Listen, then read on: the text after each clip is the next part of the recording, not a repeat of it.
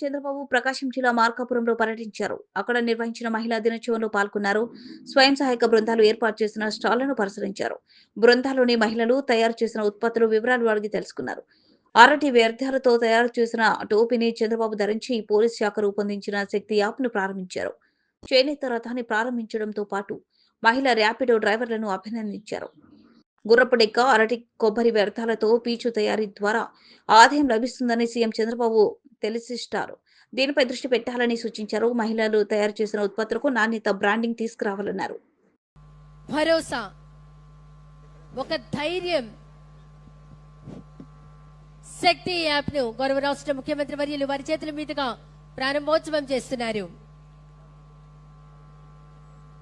మహిళల భద్రత, మహిళల రక్షణ, చిన్నారుల సంరక్షణ కోసం 13 ఇంపార్టెంట్ సేఫ్టీ ఫీచర్స్ ఉన్నాయి సార్. దీనిలో ఇంపార్టెంట్ SOS యాప్, అదేవిధంగా హ్యాండ్ గెస్చర్ దీనిలో ఎనేబుల్ చేస్తే కనుక 3 times ఫోన్ని షేక్ చేస్తే మహిళలు ఎవరైనా ఆపదలో ఉన్నప్పుడు పోలీస్ విదిన్ 5 to 7 minutesలో వాళ్ళ దగ్గరికి చేరుకుని వాళ్ళని రెస్క్యూ చేస్తారు సార్.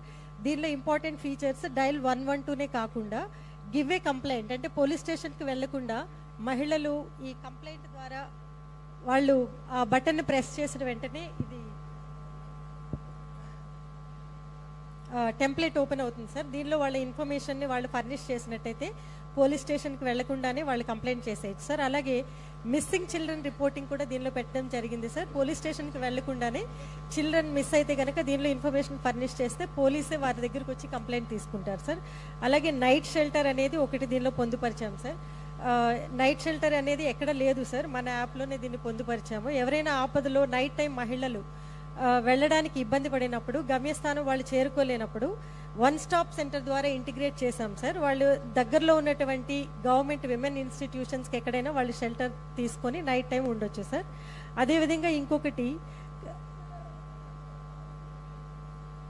ఫ్యామిలీ కౌన్సిలింగ్ రిక్వెస్ట్ పెట్టాం సార్. దీనిలో ఎవరికైనా కుటుంబ సమస్యలు ఉన్నప్పుడు ఫ్యామిలీ కౌన్సిలింగ్ రిక్వెస్ట్ దీని ద్వారా చేసుకోవచ్చు సార్.